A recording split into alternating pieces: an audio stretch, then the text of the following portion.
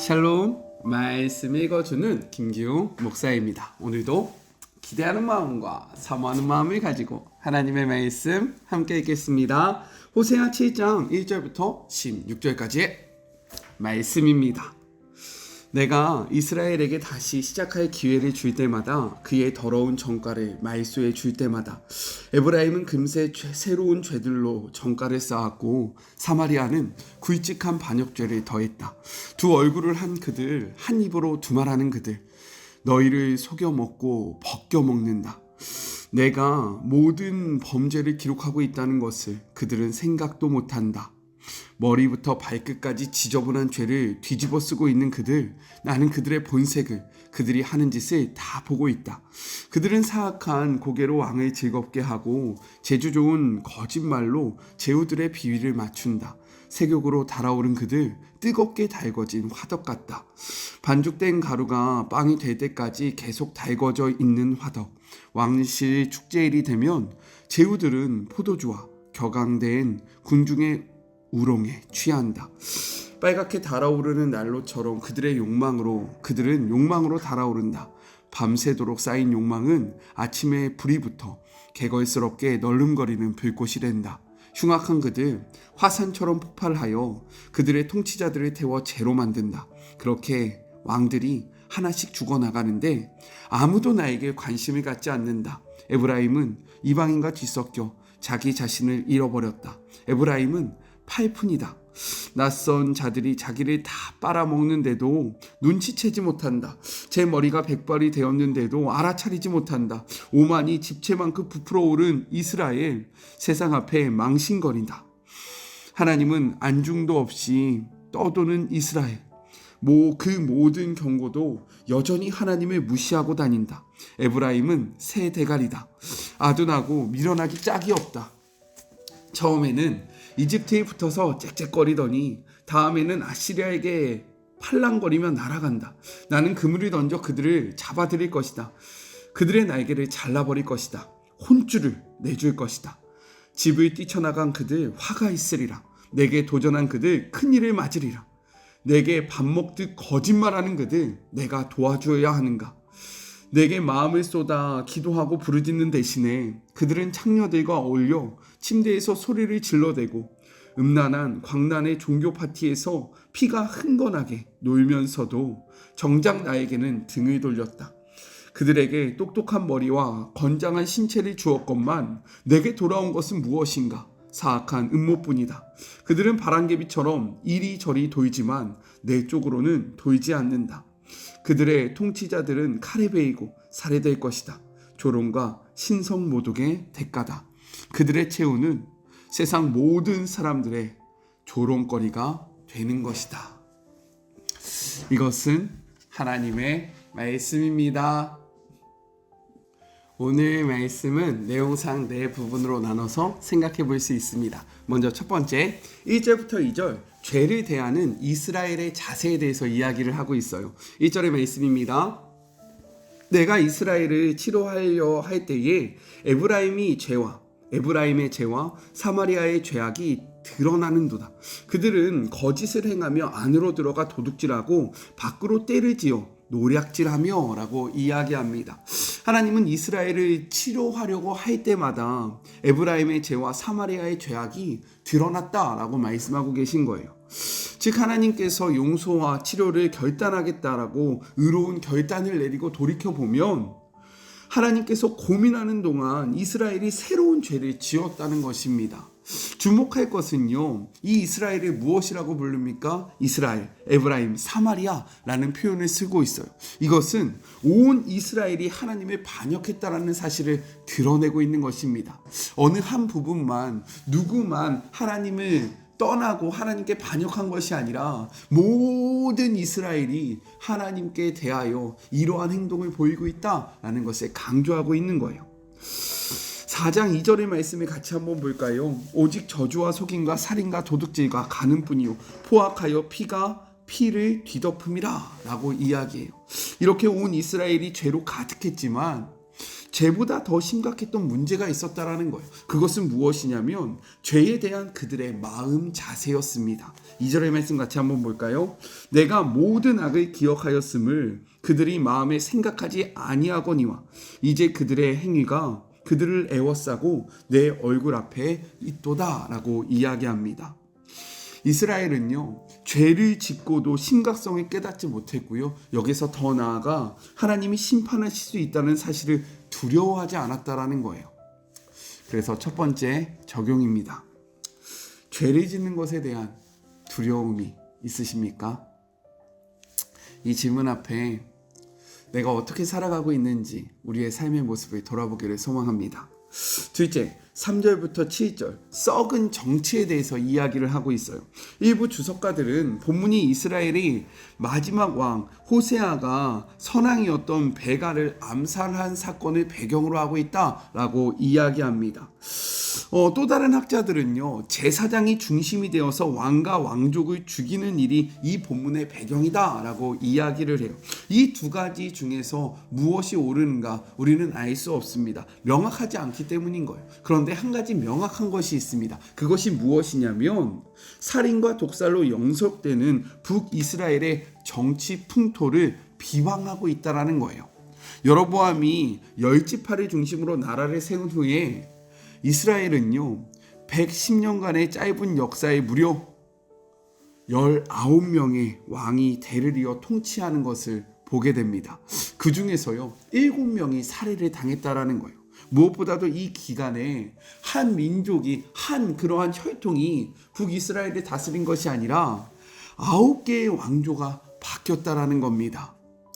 그렇기 때문에 북이스라엘의 왕조는요, 그들의 역사는 한마디로 왕권 쟁탈전이다 라고 이야기할 수 있는 거예요. 6절의 말씀입니다. 그들이 가까이 올 때에 그들의 마음은 간교하여 화덕 같으니 그들의 분노는 밤새도록 자고 아침에 피우는 불꽃 같도다 라고 이야기합니다. 이 말이 무엇이냐면 새 왕이 즉위하면 그들의 마음은 달아오르는 화덕처럼 죽이고자 하는, 살생하고자 하는 마음으로 뜨거워지고 기회만 생기면 가차없이 그 왕을 살해하였다라고 이야기하고 있는 거예요. 이렇게 왕들은 죽어나갔지만 문제는 무엇이냐면 그 어느 누구도 하나님 앞에 이 문제를 호소하는 자가 없었다라는 겁니다. 하나님이 진정으로 이스라엘의 왕이 되셨음에도 불구하고 그들은 하나님을 찾지 않았다라고 말씀하고 있는 거예요. 그래서 두 번째 적용입니다. 나는 누구와 나를 비교하며 살아가고 있습니까? 다른 사람의 성공을 바라볼 때 나의 마음은 어떠합니까? 스스로의 마음밭을 한번 돌아보는 시간이 되었으면 좋겠어요. 셋째, 8절부터 12절 썩은 외교에 대해서 이야기를 하고 있어요. 호세아 시대의 이스라엘은요, 여러 차원에서 다른 나라와 섞이고 있었습니다. 이스라엘은 이방 신들과 예식을 받아들임으로써 종교 혼합주의가 되어가고 있었다라는 거예요. 정치적으로는 다른 나라와 동맹을 맺거나 속국의 신분을 유지하고 있었고요. 문화적으로는 열방의 가치관과 세계관을 수용하고 있었다라는 거예요. 이렇게 이스라엘이 다방면에서 혼합주의를 추구하게 된 것은 바로 지도자가 맡은 소명을 제대로 완수하지 못했기 때문인 겁니다. 8절의 말씀이에요. 에브라임이 여러 민족 가운데 혼합되니 그는 곧 뒤집지 않는 전병이다 라고 이야기를 합니다. 요리사가 빵을 구울 때요, 요리를 할 때 한쪽이 다 익으면 어떻게 해야 합니까? 당연히 반대쪽으로 요리를 뒤집어야 하잖아요. 그래야 양쪽이 맛있게 익어가는 것 아닙니까? 그런데 이때 요리사가 한눈을 팔거나 엉뚱한 일에 신경을 써서 빵을 뒤집지 않으면 어떻게 될까요? 한쪽 면은 타고요, 그 음식은 먹지 못하는 것이 되어진다라고 이야기하고 있는 거예요. 이 말이 무엇이냐? 호세아는 이스라엘의 리더가 바로 이러한 요리사 같다라고 비난하고 있는 것입니다. 그들이 다른 것에 정신이 팔려서 정작 나라와 백성의 안녕은 안중에도 없었다라고 이야기하고 있는 거예요. 이어서 12절입니다. 11절이에요. 에브라임은 어리석은 비둘기같이 지혜가 없어서 애굽을 향하여 부르짖으며 아수르로 가는도다라고 이야기해요.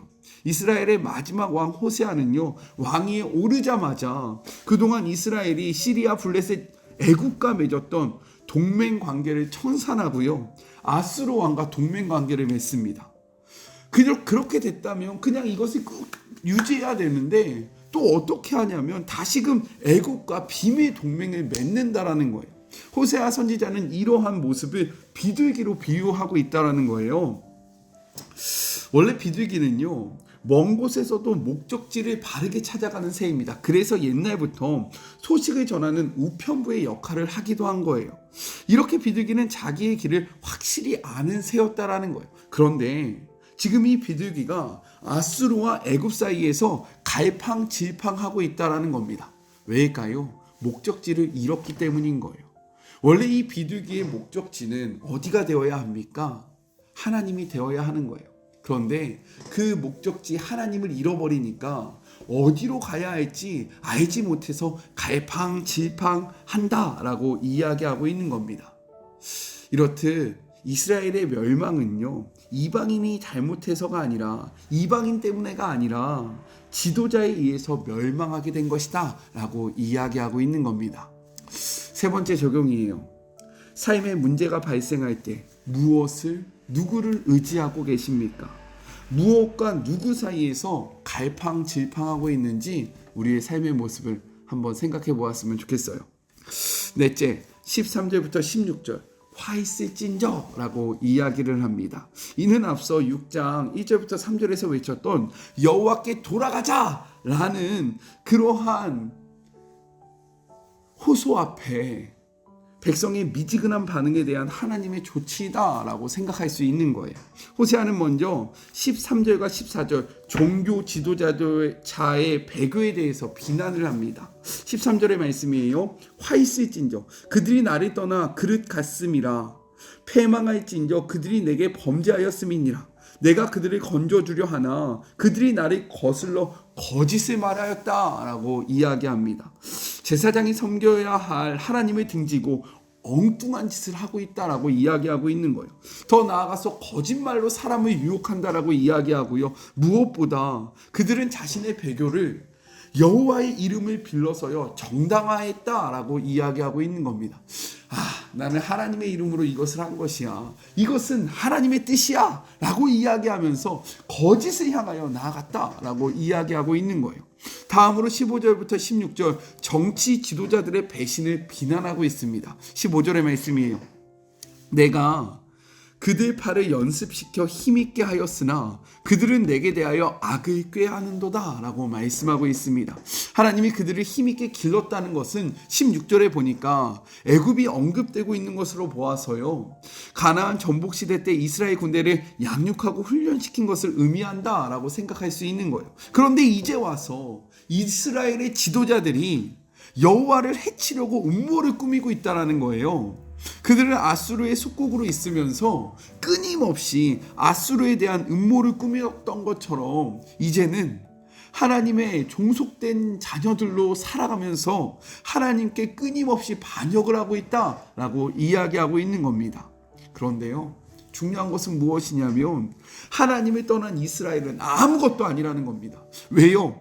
그들이 자랑 삼아 내놓을 것이 아무것도 없다라는 거예요. 이스라엘 땅은요, 다른 나라의 영토보다 크지 않았습니다. 그들의 민족도요, 다른 민족보다 많지도 않았다라는 거예요. 하나님이 없는 이스라엘은 아주 별 볼 일 없는, 보잘것없는 그러한 작은 국가일 뿐인 겁니다. 그런데 하나님이 사랑하셨어요. 그들을 선민으로 삼아주셨기 때문에 아무것도 아닌 그들이 온 세상에 두루 빛나는 대단한 민족이 되었는데, 이제 그들은요, 배은만덕하게 하나님을 배신하고 있다는 거예요. 그래서 마지막 네 번째 적용입니다. 나의 자랑은 무엇입니까? 내가 이스라엘처럼 하나님 앞에 배은만덕한 삶을 살고 있지는 않습니까? 우리의 모습을 돌아보기를 간절히 소망합니다. 우리 같이 기도할까요? 모든 것을 얻어도 하나님을 잃으면 아무 것이 아니고, 모든 것을 잃을지라도 하나님을 얻으면 모든 것을 소유한 것이다 라는 말이 있습니다. 그런데 우리는 어떠합니까? 모든 것을 얻기 위하여 하나님을 버리고 있지는 않습니까? 그런데 중요한 건 무엇입니까? 하나님을 소유할 때 우리가 우리다울 수 있다라는 것을 잊지 않게 하여 주시옵소서.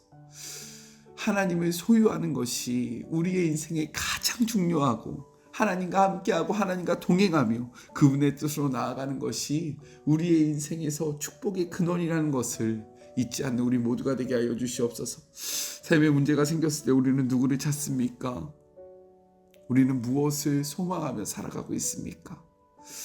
하나님이 우리를 용서해 주시겠다고 아주 위대한 결단을 하실 때마다 우리는 새로운 죄악으로 그분 앞에 나아가고 있지는 않습니까?